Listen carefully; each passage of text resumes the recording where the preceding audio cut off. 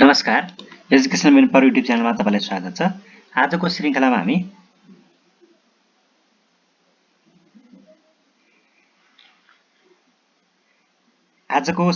हामी आर्थिक विकासका लक्ष्यहरू आर्थिक विकासका पक्षहरू कृषिको बारेमा हामी छलफल गर्दैछौँ। अब सुरुवात गर्छु आजको विषयवस्तुलाई।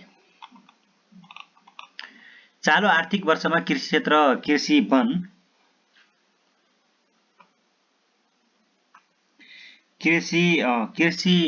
वन र मत्स्य पालनको उत्पादन 2.7% ले वृद्धि हुने अनुमान छ। त्यसै गरेर गत आर्थिक वर्षमा यस्तो वृद्धि दर 2.2% रहेको थियो र पछिल्लो 10 वर्षमा कृषि क्षेत्रको औसत वृद्धि दर 2.9% रहेको छ। विगत वर्षदेखि नै कुल ग्राहस्थ उत्पादनमा कृषि क्षेत्रको योगदान क्रमशः घट्दै गइरहेको छ। आर्थिक वर्ष 70-71 मा कुल ग्राहस्थ उत्पादनमा कृषि क्षेत्रको योगदान 30.3% रहेकोमा चालु आर्थिक वर्षमा यस्तो योगदान 24.1% रहेको अनुमान छ। कृषि क्षेत्रमा आबद्ध जनसङ्ख्या घट्दै जानु, कृषि पेशा भन्दा अन्य पेशातर्फ श्रम शक्ति आकर्षित हुँदै जानु र वैदेशिक रोजगारीमा जाने कामदारको संख्या उच्च रहेका कारण विशेष गरी हिमाली र पहाडी क्षेत्रमा कृषियोग्य जमिन बाँझो हुने क्रम बढ्दै गएको छ। फलस्वरूप कृषि उत्पादनमा अपेक्षित वृद्धि हुन नसकी कुल ग्राहस्थ उत्पादनमा कृषि क्षेत्रको योगदान समेत घट्दै गएको छ। कृषि क्षेत्रमा आबद्ध जनसङ्ख्या घट्दै गएको छ। सन् 2018 मा भएको श्रमशक्ति सर्वेक्षण अनुसार कृषि क्षेत्रमा आबद्ध जनसङ्ख्या 60.4% रहेकोमा सन् 2021 मा आएर भएको श्रमशक्ति सर्वेक्षण अनुसार यस्तो जनसङ्ख्या 50.4% रहेको छ। र नेपालमा उत्पादन हुने ठूला प्रमुख खाद्यान्न बालीहरू धान, मकै, गहुँ, कोदो, जौ र फापर हुन्। नेपालका प्रमुख नगदे बालीहरू उखु, आलु, तेलहन, जुट र मह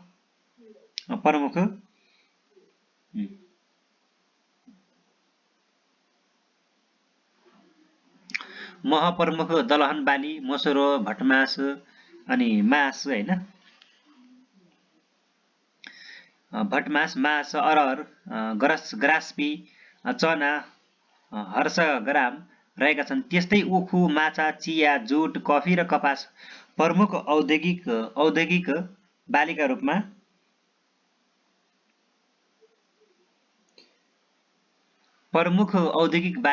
रूपमा उत्पादन हुने गरेको छ। त्यसै गरी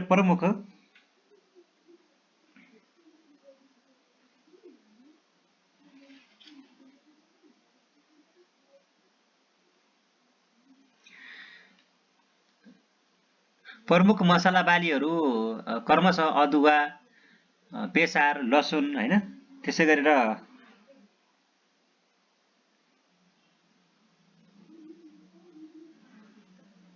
लसुन, खुर्सानी र अलैँची उत्पादन हुने गरेको छ।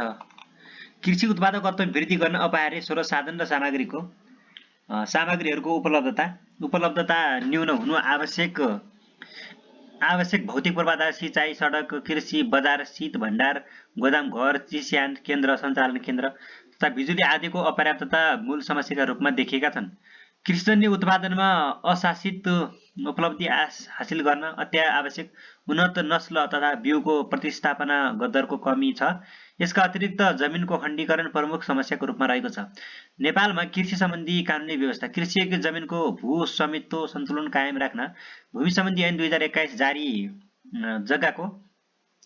गरी जग्गाको हदबन्दी कायम गरिएको छ। जस अनुसार तराई भित्री मधेसमा 10 बिघा, काठमाडौँ उपत्यकामा 25 रोपनी, पहाडी जिल्लामा 70 रोपनीसम्मको हदबन्दी कायम गरिएको छ। उक्त हदबन्दी बाहेक मधेसमा 1 बिघा, काठमाडौँ उपत्यकामा 1 रोपनी र पहाडी क्षेत्रमा 5 रोपनी जग्गा घरबासका लागि राख्न पाइने व्यवस्था छ। उद्योग धन्दा, कृषि फार्म, जलविद्युत जस्ता ठूला परियोजनालाई जग्गा हदबन्दी छुट दिन सक्ने व्यवस्था रहेको छ। जग्गाको खण्डीकरण रोकी आवास, कृषि, उद्योग, वन, जङ्गल, सार्वजनिक स्थलको जग्गा वर्गीकरण गर्ने भू उपयोग ऐन 2076 जारी भई नियमावली समेत कार्यान्वयनमा छ। आर्थिक वर्ष 2080-81 को बजेटले कृषि क्षेत्रको विकासका लागि सङ्घ प्रदेश र स्थानीय तहको भूमिका र जिम्मेवारी स्पष्ट गर्ने गरी सङ्घीय ऐन तर्जुमा गरिने उद्घोष गरेको छ। यसबाट कृषियोग्य भूमिको संरक्षण, कृषिको व्यावसायीकरण, बजार व्यवस्थापन र नियमन लगायतका कार्य व्यवस्थित हुनुका साथै अन्तर्तह समन्वय थप प्रभावकारी हुने विश्वास लिएको छ। नेपालमा कृषि क्षेत्रमा भएका सुधारका कार्यक्रमहरू। नेपालमा आर्थिक वर्ष 2063-64 देखि एक गाउँ एक उत्पादन कार्यक्रम सञ्चालनमा आएको छ। सुरुमा 32 जिल्लामा सञ्चालित यो कार्यक्रम आर्थिक वर्ष 2070-71 मा 10 जिल्लामा थप गरेर 42 जिल्लामा सञ्चालित रहेको छ। नेपालको कृषि क्षेत्रको प्रवर्धन गरी खाद्यान्नमा आत्मनिर्भर 10 वर्षीय प्रधानमन्त्री कृषि आधुनिकीकरण परियोजना कार्यक्रम 2073 लागू गरिएको छ। यसले नेपालको 7 प्रदेश र 77 वटै जिल्लामा समेटेर 2 वर्षमा तरकारी बाली, 3 वर्षभित्र खाद्यान्न बाली र 7 वर्षभित्र फलफुलमा आत्मनिर्भर हुन 15,000 पकेट र 1500 बल्क, 300 जोन र 21 वटा सुपर जोनहरू स्थापना गर्ने लक्ष्य राखेको छ। राष्ट्रपति सर्वोत्कृष्ट कृषक पुरस्कार, राष्ट्रपति उत्कृष्ट कृषक पुरस्कार जस्ता कृषि क्षेत्रलाई प्रोत्साहन गर्ने कार्यक्रम ल्याइएको छ।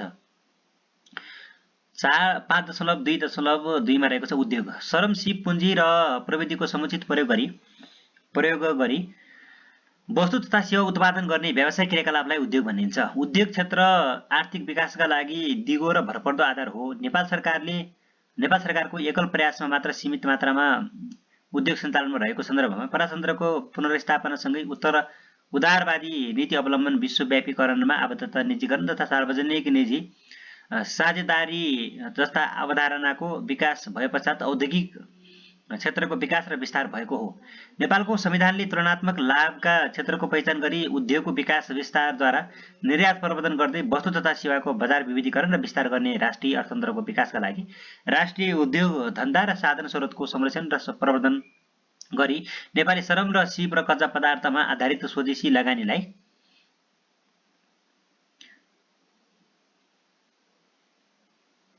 प्राथमिकता दिइने औद्योगिक करिडोर, विशेष आर्थिक क्षेत्र, राष्ट्रिय परियोजना, वैदेशिक लगानीका परियोजनाको सन्दर्भमा अन्तर्प्रदेश तथा प्रदेश र सङ्घबीच समन्वय स्थापित गराई आर्थिक विकासलाई गतिशीलता प्रदान गर्ने नीति लिएको छ। यिनै नीतिका मार्गदर्शन बमोजिम औद्योगिक व्यवसाय ऐन 2076, विशेष आर्थिक क्षेत्र ऐन 2075, विदेशी लगानी तथा प्रविधि हस्तान्तरण ऐन 2075, सार्वजनिक निजी साझेदारी तथा लगानी ऐन 2075, औद्योगिकरण ग्राम स्थापना तथा सञ्चालन सम्बन्धी निर्देशिका 2075 लगायतका कानुनी व्यवस्था गर्दै नीतिगत सुधार, संरचनागत सुधार र प्रक्रियागत सरलीकरण गर्दै औद्योगिकरण वातावरण निर्माणमा जोड दिएको छ।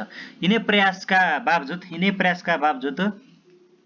नेपालको आर्थिक विकासमा उद्योग क्षेत्रको योगदान क्रमिक रूपमा बढ्दै गएको छ। उद्योगको विकाससँगै वस्तु तथा सेवाको उत्पादन र उत्पादकत्वमा वृद्धि, रोजगारीका अवसरमा अभिवृद्धि, मुलुकमा उपलब्ध स्रोत साधनको अधिकतम परिचालन, आयात प्रतिस्थापना र निर्यात प्रवर्धन गर्दै आत्मनिर्भर उन्मुख अर्थतन्त्रको आधार निर्माण भएको छ। आर्थिक सर्वेक्षण अनुसार गत आर्थिक वर्षको तुलनामा आर्थिक वर्ष 2079-80 मा मुलुक उद्योगको उत्पादन 2.0% ले ऋणात्मक रहेको अनुमान छ। चालु आर्थिक वर्षको कुल राष्ट्र उत्पादनमा यस क्षेत्रको योगदान 5.3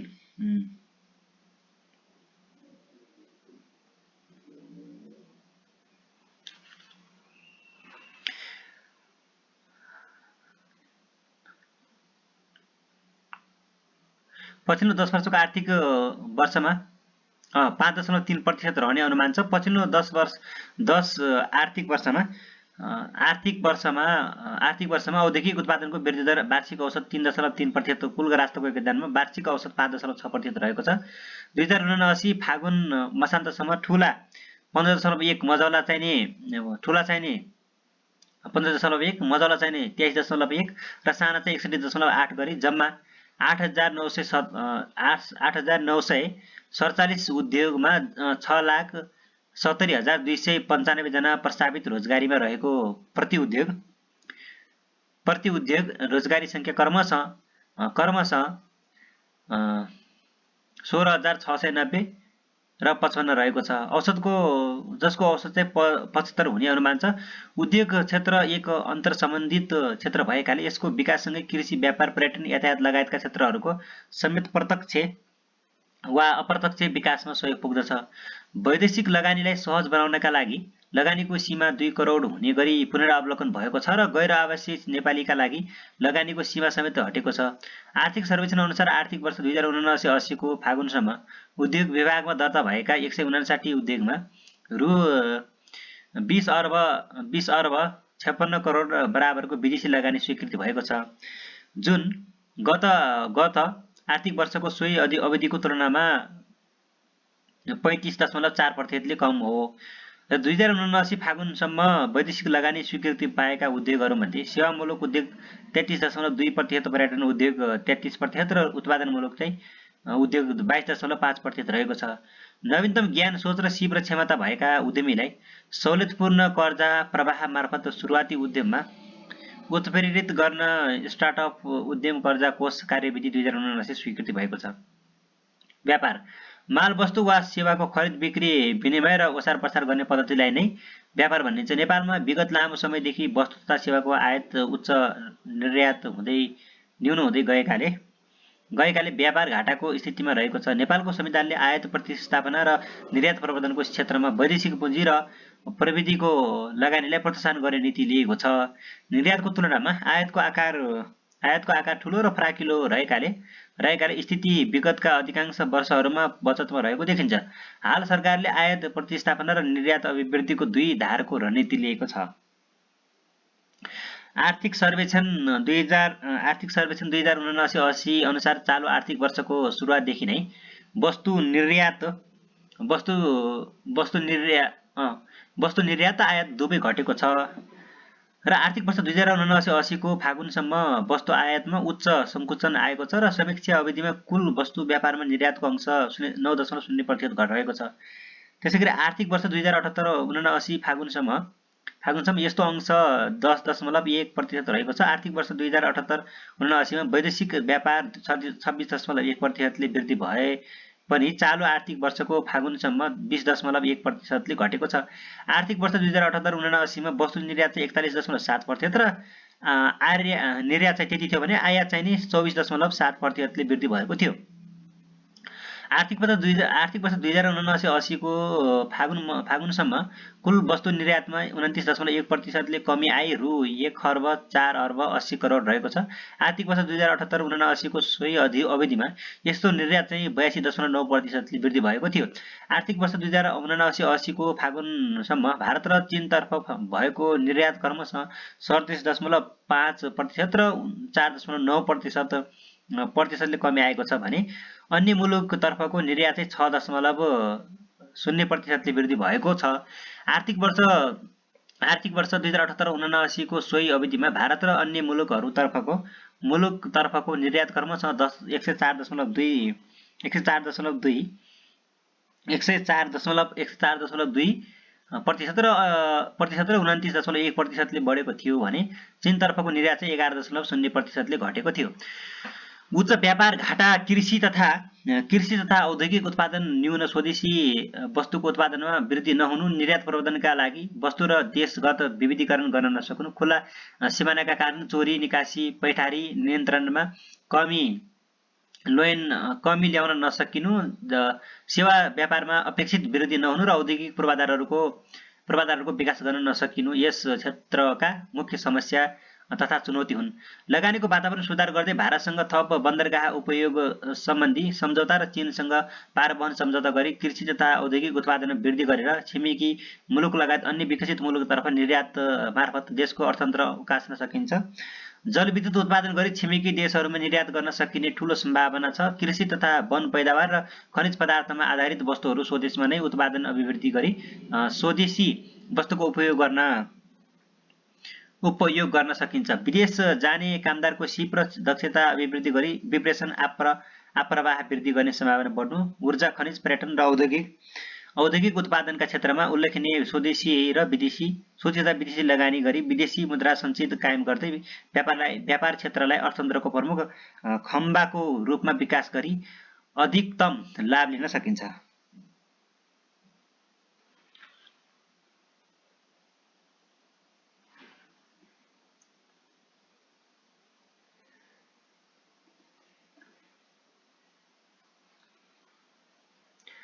अब रहेको छ पर्यटन। पर्यटनको यहाँ एउटा फोटो पनि दिएको छ, र्याफ्टिङ गर्दै पर्यटक भनेर।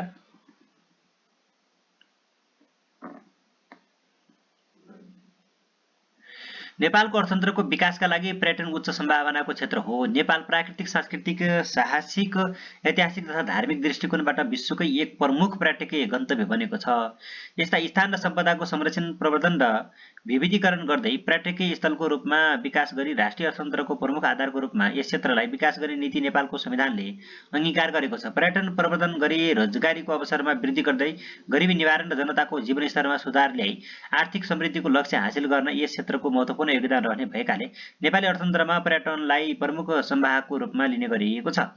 छिमेकी मुलुकहरूमा रहेको ठूलो जनसङ्ख्या र उच्च आर्थिक वृद्धिबाट सृजित अवसरहरूमा लाभ प्राप्त गरी नेपालमा पर्यटन आगमन द्रुत रूपमा वृद्धि हुने राम्रो सम्भावना रहेको छ। यसबाट उच्च रोजगारी सिर्जना गरी राष्ट्रिय अर्थतन्त्रको प्रमुख आधार सिर्जना गर्दछ, जसका लागि पर्यटकीय गन्तव्यको विविधीकरण गर्दै पर्यटकीय गन्तव्यहरूको पहिचान र पूर्वाधारको विकास गरी रोजगारीको अवसरमा वृद्धि गरेर गरिबी न्यूनीकरण गर्दै जनताको जीवनस्तरमा सुधार ल्याउन सकिन्छ। अनि पर्यटन विकासका पर्यटन उपज र क्रियाकलापको अपेक्षित विकास र विविधीकरण हुन नसक्नुका अन्तर्राष्ट्रिय स्तरमा पर्यटन प्रवर्धन अपेक्षित रूपमा गर्न नसकिनु, पर्यटन पूर्वाधारको कमी हुनु, धार्मिक तथा सांस्कृतिक सम्पदाहरूको संरक्षण संवर्धन र पर्यटन विकासमा निजी क्षेत्रलाई पर्याप्त सहभागी गराउन नसक्नु, पर्यटन क्षेत्रको विकासमा उद्यमशीलता विकासलाई जोड्न नसकिनु, पर्यटन क्षेत्रबाट प्राप्त लाभको न्यायोचित वितरण हुन नसक्नु,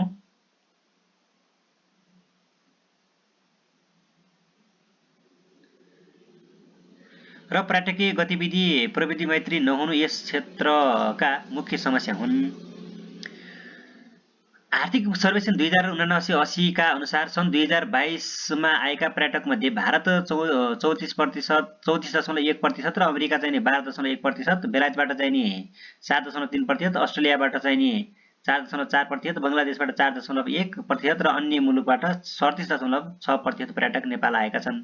यस अवधिमा नेपाल आएका पर्यटकमध्ये भारत, अमेरिका, बेलायत, अस्ट्रेलिया र बङ्गलादेशबाट आएका पर्यटक 62.4% रहेका छन्। सन् 2021 को तुलनामा अस्ट्रेलियाबाट नेपाल आउने पर्यटकको संख्या सन् 2022 मा करिब 10 गुणाले वृद्धि भएको छ।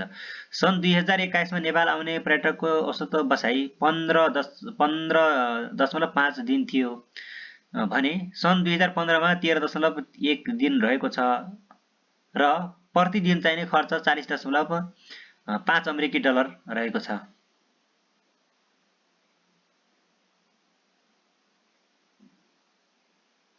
प्याराग्लाइडिङ कास्कीको अब यो फोटो पनि देखाएको छ।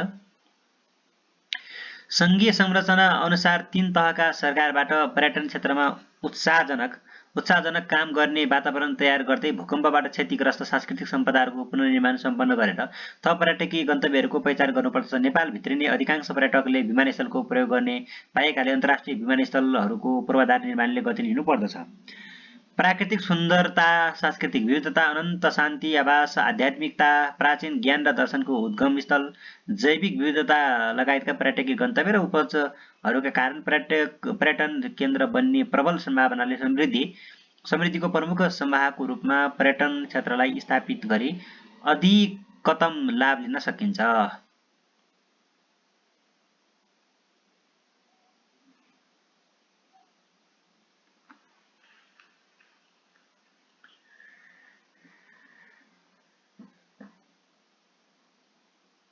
धन्यवाद। हामी अर्को श्रृङ्खलामा वैदेशिक रोजगारको बारेमा विस्तृत छलफल गर्नेछौँ। आजको श्रृङ्खलाबाट बिदा हुन्छौँ। नमस्कार।